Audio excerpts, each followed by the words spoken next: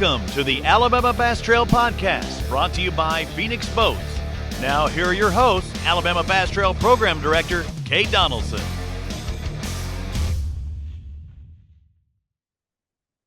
Welcome into the Alabama Bass Trail Podcast presented by Phoenix Boats. I'm Kay Donaldson, the director of the Alabama Bass Trail and your host for this week's podcast. And this is your podcast for the week of November the 17th. And I do want to say thank you for your patience because we were off the air last week. We did take Tuesday, Veterans Day, off to pay our respects to our servicemen and women. And from someone who has had a large number of family members that have served in the armed forces, I want to say our sincere thank you to those who have served and are now retired, to those who gave the ultimate sacrifice, and to those who are currently serving here and around the world for this great nation. It is certainly a holiday that hits close to home for my family, as my uncles, my husband, a number of his father, his brother have all served. So it is a holiday that hits very close to home for us. And so we did take the day and enjoy being thankful for where we live and for their service. So thank y'all for being patient with us and us not being on the air this week. We will be on the air, of course, this week and next week, and I will be giving you a schedule of weeks that we will be taking off during the holidays. Before I get into anything else, I know you've seen a number of posts circulating around our Facebook page about Miss Sugar Walker.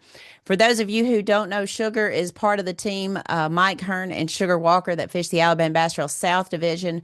They have fished with us a number of years, but over the last 2 years, Sugar has become just that, Sugar. She treats our staff to donuts at every South event, and from time to time will show up at an ABT 100 or an ABT championship that she didn't necessarily make the championship, just to bring our staff donuts and donut holes. And they're so good. And they're so good. And I'm so lucky that on Friday afternoon, she shows up and she says, "Hey, can I store these in the camper?" And I'm like, "Of course you can." Sugar had some mitral valves replaced in her heart. She also had some damage to one of her lungs that they took care of. And there was obviously a lot more damage than what they originally thought. And so she was actually in surgery for quite some time on the 13th and has been kept sedated over the weekend. They woke her up this morning to do some neurological testing, which went extremely good. I don't think they told her about the Bama game on Saturday because they didn't want to put her into shock. But she is having another surgery today, and we're going to pray her way through that. And then hopefully I'll get to go down one day this week and visit with her and kind of get a one-on-one with her. But our thoughts and prayers are with her and Mike and all of her family. This has had to be an excruciating time for them as they watch their loved one lay there and just really recover. And I will say that the nurses and the doctors have said she has fought so hard to get better. And the amount of improvement that she's had over the last few days, they're completely surprised by, but we're not. We know what a fighter she is. So y'all continue to pray for Sugar and Mike as she recovers a long-term recovery from this. And we hope to see her back in February when we take off at Lake Jordan. So I did want to mention that before I get into anything else. I do want you to know the ABT team is working diligently on the 2026 season. As you may have noticed, we have turned in our 2024 ABT vehicles and have gotten our 2026. I made the move into a Tahoe LT, and thanks to Larry Puckett Chevrolet, I am in love with it. I never thought that I'd want to leave out of a truck, and I guess the SUV is kind of like a truck, but it has a much smoother ride. It is way more than I deserve. They made the choice of what they wanted me in, and again, it's way more than I deserve. But Mr. Larry Puckett and I had a long conversation when we were at the Alabama River this year. And we've led that to 3 or 4 more long conversations, me being at the dealership with them, Miss Holly, Kirk, and then also Brad Stevens that have just welcomed us into the Larry Puckett family. They've worked with some pretty big names, Russ Lane, a little guy you may know by Dustin Cannell. They go and buy their wives' vehicles there. They buy their trucks there. And when they approached the Alabama Bass Trail, I didn't know if it would work out or not, but it did. And I am thankful to be part of the Larry Puckett Chevrolet family. And if you walk in that dealership, I can tell you one thing: you feel like family. And they're very gracious people. Again, I love my new Tahoe LT. It is amazing, the ride, and you can't see it right out my window, but it is sitting right out there. And Blair Barnes at Barnes Signs put an amazing wrap on it. And I'm not gonna lie, it is a lot more simple than the silver chrome and the diamond, the silver diamond that was on there. But it is quite fancy. It's a white diamond wrap with black logos on it, and it looks amazing. So I can't wait for you to see it out on the road. But if you are interested, whether it's a tow vehicle for you, whether it's a car for your wife, a Tahoe for your wife, or you've got a new driver in your family, give them a chance to earn your business. That's really all they want, is a chance to earn your business. Their phone number is 334-223-4481, or you can go online at larrypuckettchevrolet.com. You'll be seeing way more from them as the years go on. We have a 2-year deal with them, and you're going to see a lot more from them. But please make sure that you stop by and see them at our meetings. And when you are in the area, certainly stop by and see what they have on the lot. A lot of fun to work with. So thank you, Mr. Larry Puckett. Thank you, Holly, Kirk, and Brad, for taking such good care of us over the last couple weeks. Also, I want to remind you the next segment we will be with Joseph Krawczyk with Piranho2.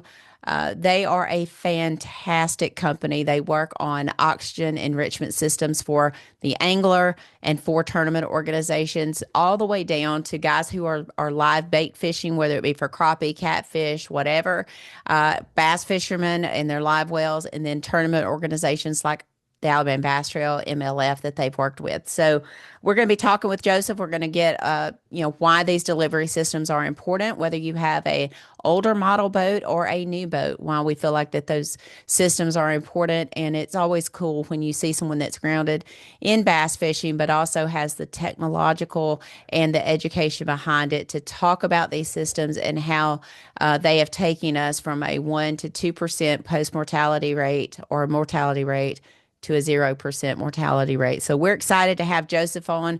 We've been working with him since ICAST back in July, and it's just not been where we could get together to do a podcast. But he is in Germany, but set aside some time to be with us today. So y'all stay tuned for that as well. Let's see. I did want to talk about a couple of things going on in the fishing industry. And I apologize, my phone keeps going off. But I do want to talk about some things going on, and had a chance this week to kind of catch some of the EQ footage, and props to Bass for really, I think, knocking it out of the park on the coverage of the EQs. We got to see our very own Fisher Anaya out there doing work, and Fisher did capture the Angler of the Year title in those 3 tournaments, had phenomenal events, ended up, I think, winning over Russ Lane in second place by 15 or so points. And I apologize. I have no idea why my nose have started running all of a sudden. But I also want to thank Bass for being willing to give credit for the other tournament organizations that Fisher has participated in. Because for a long time, it was taboo to mention other organizations, and I've always tried to do that. I've always tried to make sure that that people know that he didn't cut his teeth on the Alabama Bass Trail. He cut his teeth in high school bass fishing, whether it be the ASA, BFA, the Bass Nation, whether it was through MLF. He cut his teeth in high school tournaments, but when he had the chance to fish the Alabama Bass Trail, he chose to do that with his dad. And now he will be fishing the ABT 100 since he is a Bassmaster Elite Series angler and will not be able to fish the regular North Division. So congratulations, Fisher, on punching your ticket and being the next ABT angler to make the Elite Series. You have represented the ABT well, and we look forward to watching you on the Bassmaster Elite Series next year. Kicking off at Lake Gunnersville, where he got his last ABT win. I do believe that's a no forward facing sonar event, so it'll be interesting to see how Fisher does there. But we will be supporting him, no doubt. And as most of you know, I mentioned this in our post. He has a chance to qualify for the Classic at the Bass Team Championship in a couple of weeks over at Lake Hartwell, South Carolina, and we'll be there to watch that go down. So, congratulations to Fisher Anaya for being the next Alabama Bass Trail angler crossing the stage in the Bassmaster Elite Series. Also, want to talk about Zeke Gossett. I mean, he just continues to be on a tear. He went down to Lake Eufaula and captured the Alabama Bass Nation State Championship title over a pretty formidable opponent with Shane Powell. And let's just talk about it. He's the ABT South Angler of the Year, the ABT 100 Angler of the Year, and now the Alabama Bass Nation State Champion. I mean, he's had a year. I have zero idea how much that kid has won. And I say kid because he's much younger than me, and I actually have kids his age. So I can say that. But what a phenomenal season he's had. What a phenomenal career already at his young age that he's had. So, huge shout out to those guys. I mean, they are getting it done across the country in the Alabama Bass Trail and others. Before and after the EQs, I saw some things that, hurt my heart. And then I saw some things that really encouraged me and gave me warm, fuzzy feelings about fishing. And I'm not going to talk much about the DQ that happened prior to the tournament, other than to say it seems as though there's been a rash of DQs surrounding receiving information. I don't work for Bass. I don't work for MLF. I work for the Alabama Bass Trail, so I don't speculate on anything that has to do with rules or disqualifications. Most of you who know me know that I am very, very firm on our rules. It does not hurt my feelings to disqualify someone. We disqualified 2 at the championship for practicing during an off-limits period. We put a penalty on another team for having 3 lines in the water at one time. So penalizing and DQing people is part of what you sign up for when you decide you're going to do what we do. Sometimes it's a DQ. Sometimes it's a weight penalty. Sometimes it's time in the penalty box, and you're not allowed to go fishing with everybody else does. Certainly, I think that the punishment needs to fit the crime, and not all things are disqualification based, I don't think. I think John, Daniel, and I have a really good system of determining that. We had long conversations at the championship about different events, and I think that for the most part, we made the right decisions. I will not speculate on what I think should have happened. I am not privy to all the information, and therefore, I won't, indulge in that. Like a lot of people will go out and talk about it, and it's not mine to talk about. But I do think that we're seeing a lot of DQs that focus around the information rule, and it's tough. I think it's probably the toughest rule in all of bass fishing to really get a handle on. And every organization's different. Every rule reads differently. And that's why we tell everybody year after year after year after year, even if you fished with us last year, look at your rules this year. See if something changed. We've had to disqualify someone for communicating fishing information during a tournament because they simply did not read the rules. And I think that that's something that you need to do as an angler. If you're going to step up and pay the money to fish a trail, you need to make sure that you're aware of what the rules are. And that you stay as clear, aligned with those as you can. So I hate that happened. I have no idea where that guy was sitting in the points, or if this was just a shot to make it back to the elites, or was it a shot to make the Classic? Was he already requalified for the elites? I don't know. I really don't know. Unfortunately, when you do a job like mine, you don't get to spend as much time really focused on the points race and all of that with Bass or MLF. So, but I do hate that happened. I hate that it started their week off with kind of a shadow on it because there were a lot of anglers there that did a lot of really good work. And it was exciting to see Russ Lane make his way back to the Elite Series. It was exciting to see Fisher. It was exciting to see a number of those anglers. And, for the most part, they were all that 27 and under crowd. So it's going to be a real interesting year on the Bassmaster Elite Series going into 2026.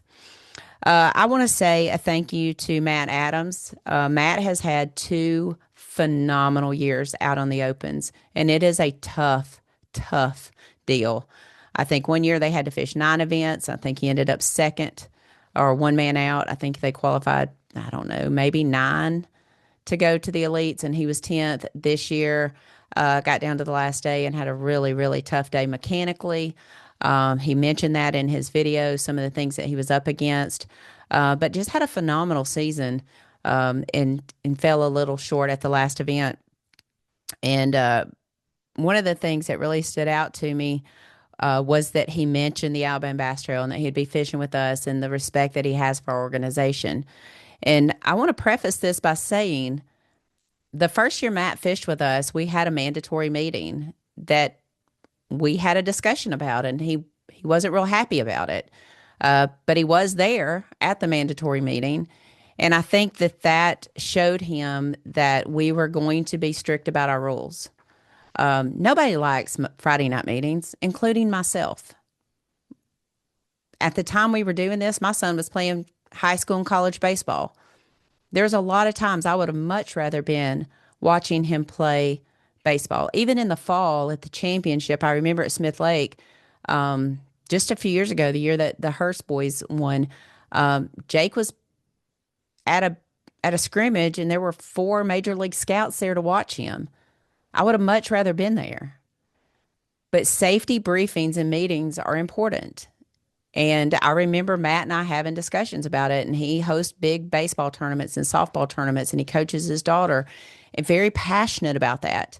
But he respected the rule, and he was there. And I think that went a long way in making him know that we're going to enforce those rules down to the nth degree. And I do appreciate what he had to say about the Alabama Bass Trail. I told him I would pass that along to our team. I know a number of them have watched it because they've commented to me about it. We look forward to having Matt back on the Alabama Bass Trail in 2026. But he has had an amazing run the past 2 years on the opens, and we look forward to having him back with us. Also, a young man that we all know here in the state of Alabama was not born here, but has lived here for quite a time, Mr. Joey Nania. Joey's been part of the competitive bass fishing world for as long as I can remember. He and his wife have three small children, and they live near Logan Martin. And Joey mentioned that he was going to be stepping away from national competitive bass fishing, and he would be fishing more of the bigger trails throughout the state of Alabama. And luckily, I know that does have the Alabama Bass Trail included. He wanted to step away and focus more on his ministry and then the trails here in the state of Alabama. I know that we've done several photo shoots with Joey years ago when we were starting up the Fish Alabama campaign. He's been very gracious to us to allow us into his boat and photograph him and his children. And I look forward to having Joey on the Alabama Bass Trail in 2026. So a couple of cool things came out of that, and I think you're going to see some really neat bass fishing superstars come out of those guys that just recently qualified for the Bassmaster Elite Series. So not that there's not really great fishermen there already. I mean, Tucker Smith, Easton Fothergill, Trey McKinney, along with the Scott Canterbury's and Kyle. There's Gerald Swindle. Gerald's going through it right now, had knee replacement surgery, trying to get back ready for the Elite Series to start in February. He wants to be there in February when they kick off at Lake Gunnersville. But, Kyle Welcher's one of the names that you see, whether you're on MPFL, whether you're on the Bassmaster Elite Series. Scott Canterbury the same way. There's a lot of big names still left over there at the Bassmaster Elite Series that came through the no forward-facing sonar and that are still out there competing and doing quite well. So it's going to be interesting to see all of that take place, but I'm glad to see another Alabama Bass Trail angler has made it, and we look forward to seeing how he competes in 2026. But right now, we're going to take a short break, and when we come back, we're going to have Joseph Krawczyk from Piranho2 we are thrilled to have them on board with us on the Alabama Bass Trail to see their CUDA systems put to work in our bump sink tanks as well as on our Big Daddy fish care tank. It has been amazing to watch them work as well as to watch the systems work and to see that mortality rate go from 2% down to 0% in the last two events that we've had them. So we're going to be back in just a minute. Y'all stay tuned on the Alabama Bass Trail podcast presented by Phoenix Boats. We'll be right back. Research and development is more than just time in the shop for us. It's time out here. Sweating the details. Making boats that work as well in the real world as they do on paper. From our R&D team to our anglers on the water, we have the knowledge and passion to build you the finest fishing platform in the world. Welcome into the second segment of the Alabama Bass Trail podcast. And as promised, we have Joseph from Piranho2. Joseph is coming to us from a long way away. Tell us, Joseph, where are you today? I'm in Dusseldorf, Germany at the moment. And no fish catching going on over there. No, it's actually really frigid and cold over here. I would say a prayer for anyone that was out on the water. Well, you are over there with your medical devices that you guys work on too, and I think that's so interesting that you can go from medical components and things like that into the fishing industry. So, talk a little bit about your company and how long you guys have been working on these enrichment devices. Yeah, of course. So, Pro02 is technically an 8-year-old company. We are a division of our parent medical company, Nidec Medical Products. They are 39 years old, approaching 4 decades. They're who I'm at this medical show in Germany for. They came out in 1986. They focused exclusively on human medical patients and everything like that. In 2017, due to some changing regulations and rules, my parent company ended up splitting the brands, so to speak. Prior to 2017, they would sell both non-medical as well as medical products, but to kind of add like a demarcation to it and everything like that, we ended up splitting the brands in 2017, and in 2018 fully started selling for that. I came on, I think, in July of 2018 at that time. And we've basically tried to take the engineering, the design, the innovation, all the technology that we can get from the medical company and bring that over into the industrial and non-medical side. Something that we've seen, frequently on the industrial side is individuals cutting corners, for lack of a better word, where, they're more profit focused and they're less concerned about the quality of their equipment. Whereas, starting in the medical industry, it's very stringent, very regulated. So, things like how the device looks, its color, its usability, those things are all specified in advance. So it allowed us to kind of take that template that we had and then apply it to this product that we've launched in the fishing, the sport and recreational fishing side. And we've tried to always take any advantages or any benefits that we've gained, any knowledge from that parent medical company side, and then try to bring that into the Pro02 and sub-brand Piranho2 as best as we can. All right.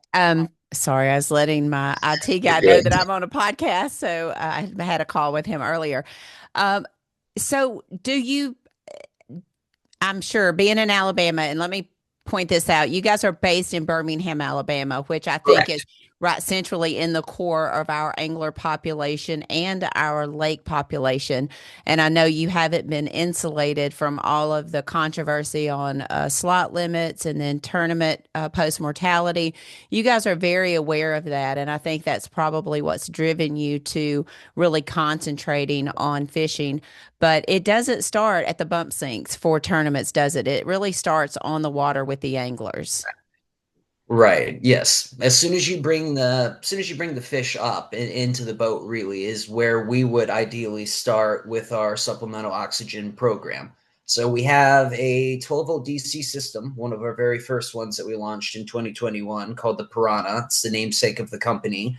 It's designed to connect to your 12-volt battery on board. and it replaces the basic air pump aerator that comes with most live wells or boats. While those are okay, there's always going to be the limit on how much fish you can hold safely in that small live well enclosure. The catch is that you're moving air. Air is only going to be 20.9% oxygen. 78% of that's going to be nitrogen, which is unusable to the fish and actually competes in the water with like available space for oxygen to dissolve. So it always sets what I call a ceiling point, which is 100% saturation. And you can't put any more oxygen into the water at that point, no matter how much flow volume you move. We instead utilize a 95% medical grade oxygen. It's about 5 times the content of oxygen in it that you would use in just standard air. We've removed all of the, dead gases, so to speak, the nitrogen, the things that aren't actually relevant to the fish. We've filtered out carbon monoxide and carbon dioxide, things like that may have been a part of the air already. So they're getting a much higher quality breathing gas. And we're starting right from when they're brought up on board, like you had mentioned, post catch, the fish has utilized an immense amount of energy trying to fight. In most cases, they may have jumped, from depths. There may be temperature changes, pressure changes that they're having to deal with.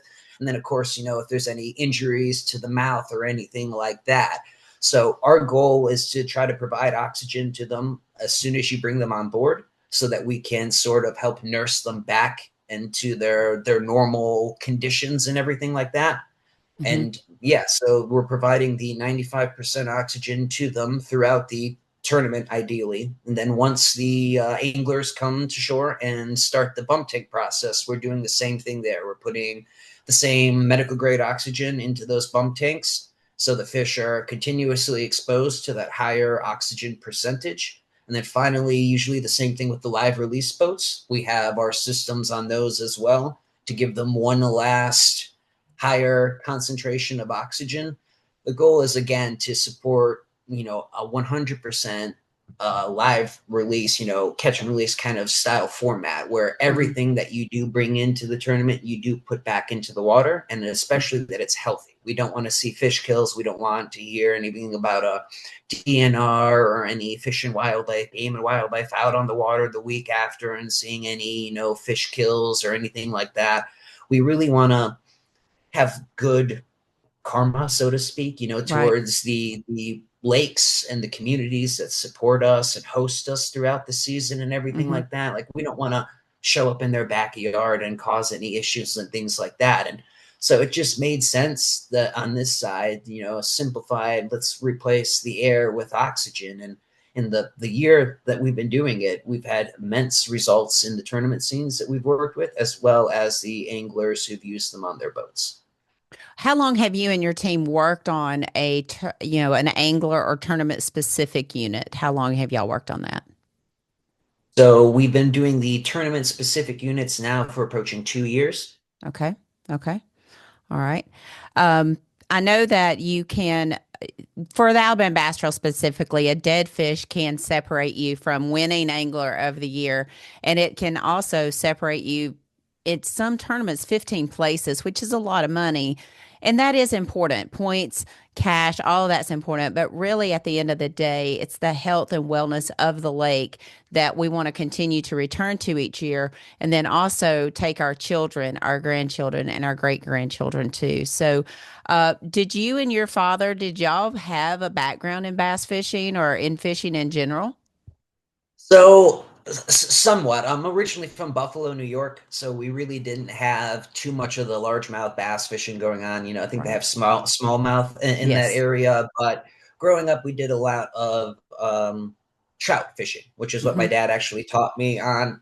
I'll give him credit. He taught me to fish, but he doesn't always have the patience to hang out there for all the times. So ended up picking it up at a younger age. But then, yes, as soon as we came to Alabama, like you said earlier in the segment, the breadth of the lakes that we have around here, we were immediately drawn to that. And then, of course, all the different styles of fishing, the different types of tackle and lures, some of the unique fishing, like jug fishing, noodling, stuff like that. You definitely didn't hear about, in Buffalo, New York, and things like that. So it was a culture shock, but in a good way. And we've, fully embraced it. I love Logan Martin, who basically was out there every weekend, from 2013 up until my parents ended up getting a lake house out there. And so I try to pay as much attention to the lake and make sure that, we're being good stewards for it as possible, especially, calling that the home base lake.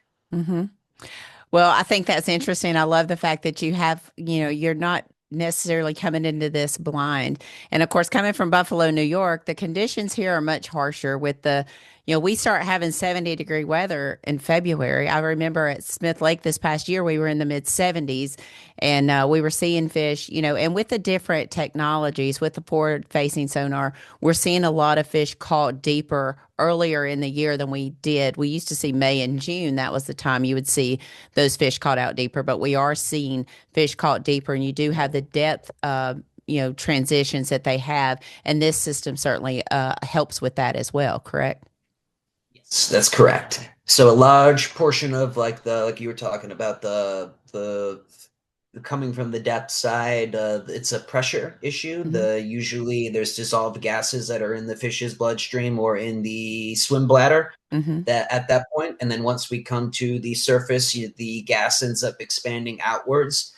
We're end up trying to replace that gas. The one that's expanding in that fish is nitrogen. So we are ultimately replacing that with oxygen. Oxygen does not have that same expansion properties because it's not inert in the biological system like nitrogen is. So we're able to put that into the fish. It's able to immediately start being used. And then, of course, we're able to exhale any harmful byproducts.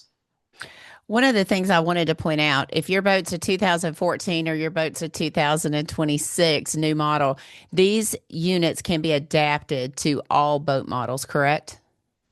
Correct. We set them as a drop-in feature. It's essentially just one box, highly portable. I think it's 4 pounds with a handle on it. It can be mounted either horizontally or vertically. And then it's just a simple connect the power and then your 2 outlet tubes going to your live wells.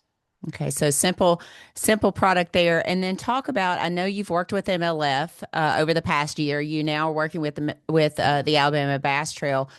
What systems are you using with our tanks and on our Big Daddy fish care system to incorporate the most successful mortality rates? I think it's referred to as the CUDA system. Correct. Okay. That's right. Yes. So we're using the CUDA system. It's our larger unit. We designed it originally targeting for 1,000 gallons plus. It's a 10 liter per minute oxygen system, 20 psi. It's the same 95% as what you'd see with the Piranha system. The advantage behind it is it has a lot of flow and especially pressure. So from the tournament scene, that allows us to connect multiple diffusers to one unit. So like in the MLF or in the Alabama Bass Trail case sense, we were using a 10 liter and then we were running it into a manifold that then allowed us to split, I think, to 7 or 8 individual tanks, which then allowed us to put individual large 12-inch porous diffusers in each of those tanks. And then they're all supplied by one unit with an integrated flow meter that allows us a high degree of precision on the oxygen amounts that we are providing to the tanks. Additionally, something that we do that's specialized to us is that we set flow restrictors on each tank. The intent behind it is that we want to provide the same amount of oxygen to each tank so that you're not having, high oxygen, variances between the bump tank situation. Additionally, it helps to make sure that if somebody takes the stone and drops it out of the tank, or if they take 2 stones and put them in their bag, that they're not robbing the rest of the tanks of their oxygen, which otherwise would happen without some kind of flow restrictor in place. Yeah, I like that. I know me and John and Daniel were talking about that too, because we see even guys bringing their fish from their live wells to the bump sinks, there's a difference in pressure there. And so stabilizing that from tank one all the way through the weigh-in is very important. And then when they get to the Big Daddy, our new fish care system, then it's all very stable and very equal across the board. And I think that's helped. At Wilson Lake, we saw zero fish kill. We had zero dead fish there. We had very minimal at Wheeler, which fish were caught deeper. We watched Fisher Anaya be out on his live scope and catching fish out there, very different from how people were catching them up at the dam, and very different from how we saw Jeremy Lamb and Blake Hall catch schooling fish up shallow. So all of that equalized pressure was very good and resulted in very minimal dead fish at both of those tournaments, and none at Wilson Lake. So let's talk a little bit about the cost of that. From the angler's perspective, if I wanted to put one of those in my boat, what am I looking at from a cost perspective for the angler? So we've got the Piranha system, the main one that we're doing for the boats, the 12-volt DC. It's $750. It's available right now on our website. We're in the process of working on the retail side, working with a couple proposals from a couple groups, but we're always open to any other retail organizations that may be interested. On top of that, we do have a 10% discount code for ABT members.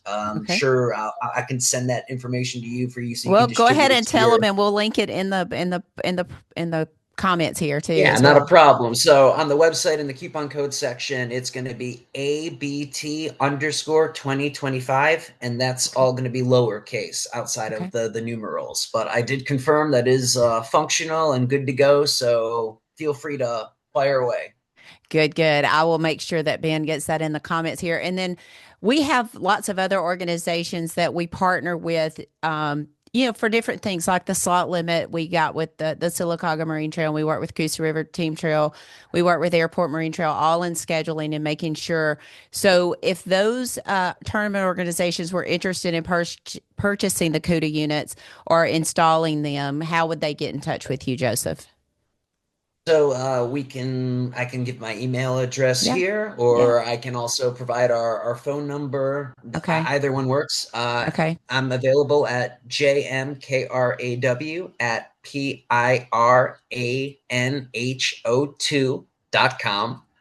Or if you'd like to call our main office, we're 205-856-7200. And you can either ask for Joseph, or the receptionist should ultimately transfer you to me. Okay. And we will get all of that linked in our comment section as well. I wanted to see if there was anything else that I had on here that I wanted to specifically talk about. Do you guys have a YouTube channel that they can go and watch some of the videos on as well? Yes. So it's at Piranho2_LLC. Okay. We'll get that link there too. I do think it's very important to go and watch those videos because it is really intriguing to me. I'm an event organizer. I'm not a bass fisherman. I have bass fished. I love it. I love crappie fishing. And I love that too, that you have a unit that you have for bait wells as well, whether it's a 5-gallon bucket. And talk about that, because that's a huge part of a lot of people. Well, Alabama, people grew up going to the lake and fishing for their food.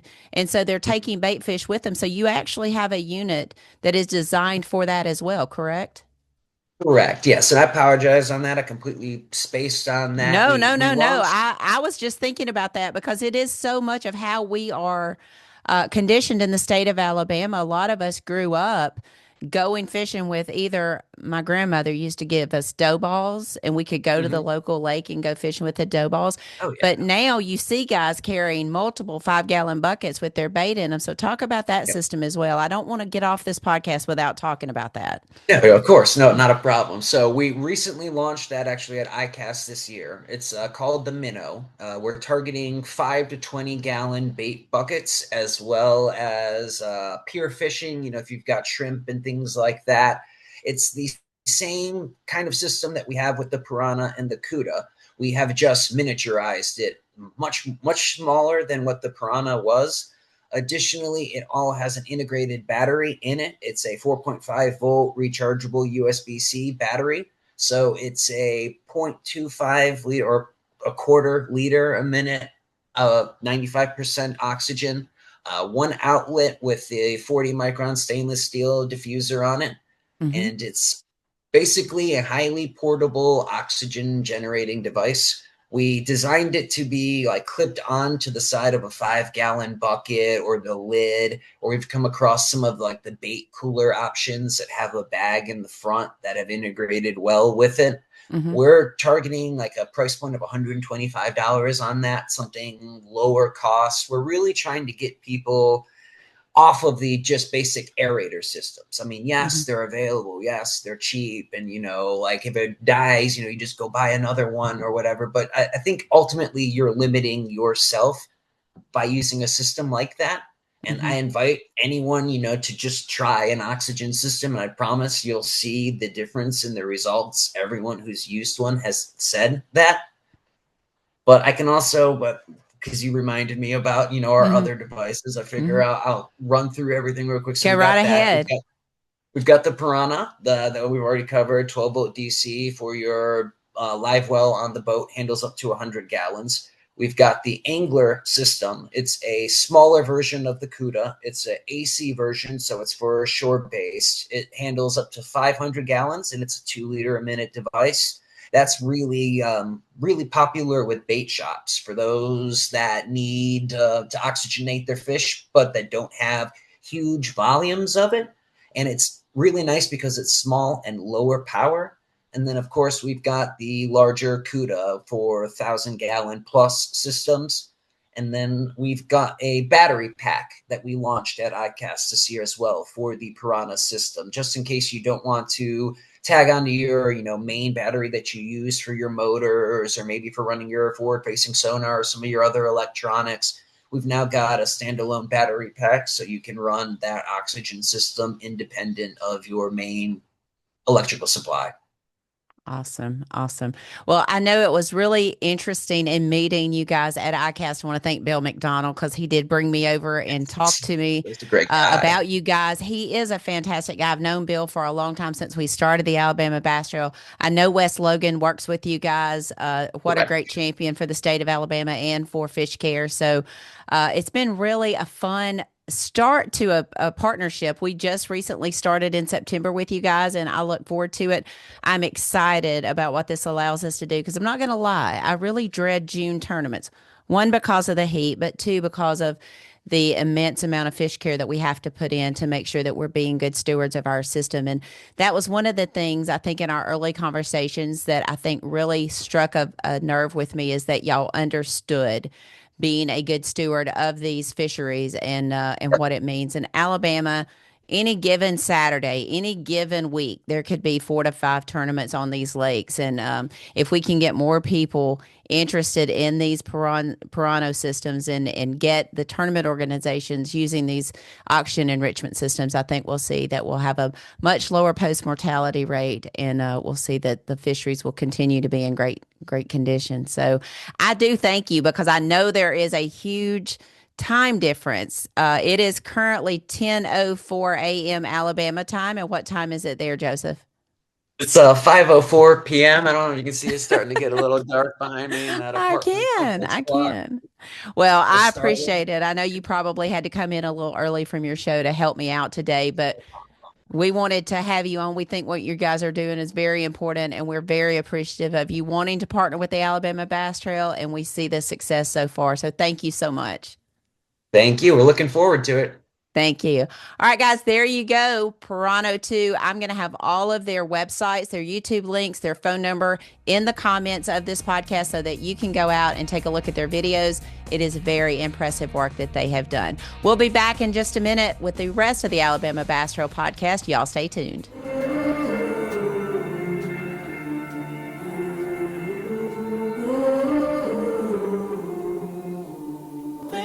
You let me see.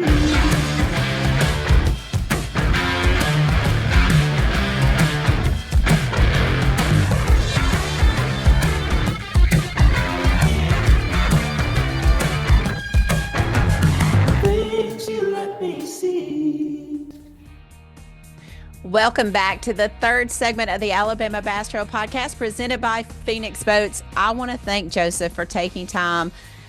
He is in Germany, a long way away from home, and then the time difference too. So I want to thank him for taking time to be with us. And I just want to echo again the importance of being able to translate that equipment into angler context. And whether your boat is a 2026 model, whether it's a 2014 model, they have a unit for you that will help you not only prevent you from losing points and money with dead fish penalties, but also go a long way in ensuring the health of our lakes for years to come. So I just wanted to put that out there. A couple things we need to talk about. ABT 100 payments are due in 13 days. December the 1st is the final day to make those payments. We are working our way through the waiting list as we have people cancel. So please make sure that you have your phones on. We will text you or email you to see if you're still interested in fishing with us. Haven't really had that many people drop out, but this is kind of the time of the year that we start seeing those. So December 1st is the final day for payments on the Alabama Bass Trail 100. And then Alabama Bass Trail payments are due in 31 days. December the 19th is the final day for those payments. Please make sure that you're going to the appropriate website, clicking on register, and then pay your balance in 2026. So please make sure that you get online and do that. We will be closed at 5 o'clock on the 19th. I will not have access to your information, so please make sure that you have your team ID and PIN number that we sent you last week to make those payments. As we start having teams back out, we will go down the waiting list. That is how we will assign those teams for anyone who backs out. I do want to remind everybody the Bass Team Championship, I believe, is December the 3rd through the 6th on Lake Hartwell over in Anderson, South Carolina. We'll be visiting with Mr. Neil Paul, who is all things tourism and all things bass fishing over in Lake Hartwell area. I look forward to being over there and getting to see him. He is one of my favorite people in tourism and in bass fishing. And hopefully we'll see an Alabama Bass Trail guy qualify as the last Bassmaster Classic qualifier for 2026 in Knoxville, which we will be there in Knoxville. John, Daniel, and myself will be there. We have a booth at the Bassmaster Classic as always. So we're excited to be back there. So all right. ABT anglers, we are looking to get the link up for you to upload your boater safety course, as well as your W-9, your rules acknowledgement, and your terms and conditions for 2026. If you have uploaded your boater safety, whether you're at the championship or at the Alabama Bass Trail 100 tournament at the end of the season, if you've already uploaded your boater safety certificate, you do not have to do that again. We will make sure that that is noted, but you still need to complete your W-9, your rules acknowledgement, and your terms and conditions for 2026. We will let you know via email and text message when that link is up, or if we're going to go back to doing it through DocuSign. The goal is that we will have a link on the website for you to be able to do that. So hopefully that'll be up by December the 10th so that we can get that stuff ready. I will say you're probably hearing this from all of the other organizations that you're fishing with. And I just ask that you be patient with us because we're all going through this and it's all a learning process. We are not law enforcement officers. We are tournament organizations. And we want to be able to look the ALEA officers in the eye and say that we have done everything we can possibly do to verify that our anglers are legal to operate on these waters. And we are all about safety. That's why we have safety briefings every week. That's why we pre-record those. We give you every opportunity that we can to give you all of the safety information about that lake, whether it is, road construction, boat ramp construction, whether it is parking lots are closed, whether it is navigational things like the water being down lower than normal. All of those things we try to provide you with.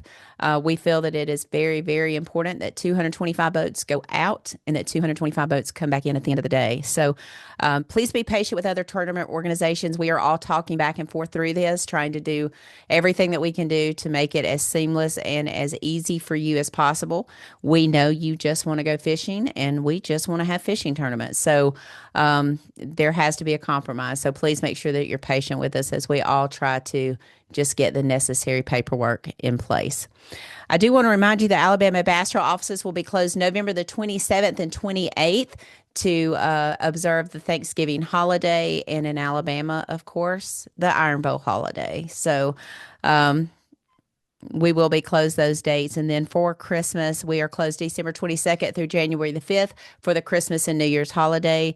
That's pretty standard in the tourism world to be closed those times, but it is time that we are prepping.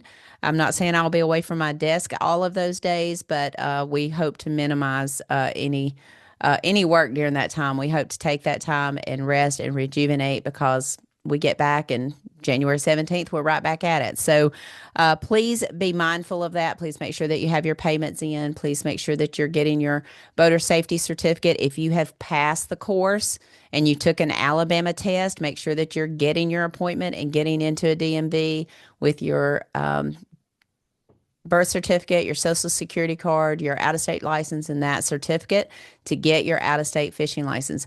Just having that certificate is not enough. So make sure that once you've passed it, that you get everything else that you need done so that you are legal to be on the water. It's a great time to do that. But I do want to thank you for tuning in today. That's about all I have. No, it's not all I have. I printed something off the internet today. I actually read it last night.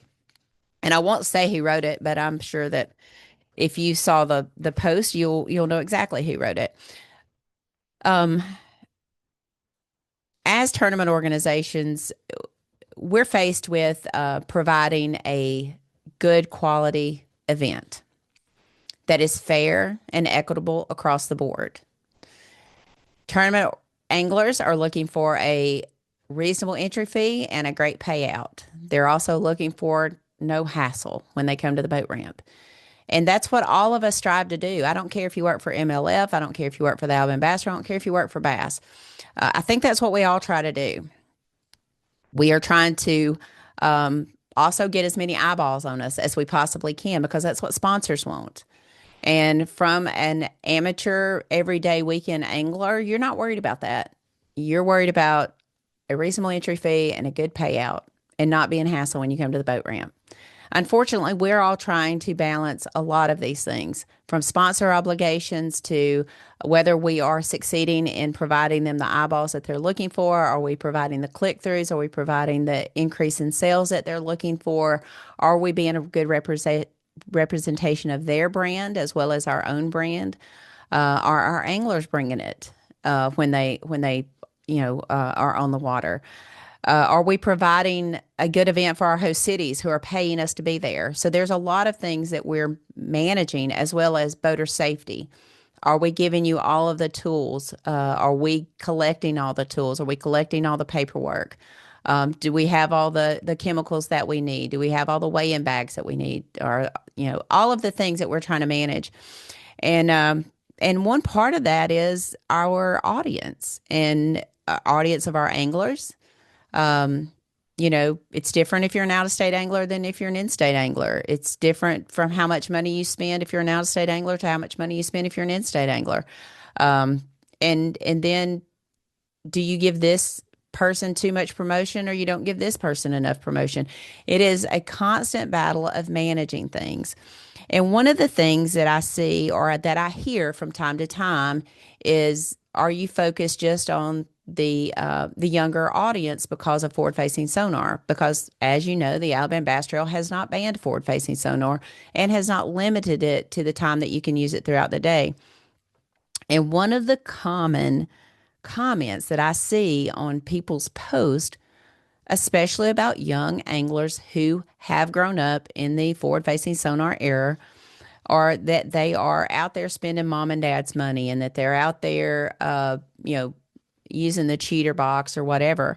And one of the comments was made on a post recently about spending mom and dad's money, that this particular angler had not worked and earned his own money, and that he was being given everything. And this angler that fishes right alongside one of these younger anglers said, So it's okay to help your son get a job at a company or a business that you have connections with. It's okay for you to pay for their college education. It's okay for you to help your kids start a business, but it's not okay to help them with their fishing goal. Makes perfect sense. The versatility argument is also BS. Denny Brower and Tommy Biffle would not be on anyone's list in a ledge tournament, and David Fritz would not be your pick if you were flipping brush piles or bush piles. Fishermen all have their strength, and that will not ever change. You can be competitive enough to cash checks and being versatile, but wins usually come when you excel, when you're doing something you excel at. I thought that was very insightful. I've said this before. I hate seeing those comments about daddy's money. I spent thousands, if not hundreds of thousands of dollars to watch my son chase his baseball dream. Probably enough I could have paid for his college education. And I don't regret one dime of it. I've watched men and women support their kids in dance. I've watched one of my very close friends, two of my neighbors, support their daughter in cheer, private lessons, private tumble, private whatever. I have another friend whose son races dirt track, and the amount of money they've put into cars and fixing them and extra tires and all the things.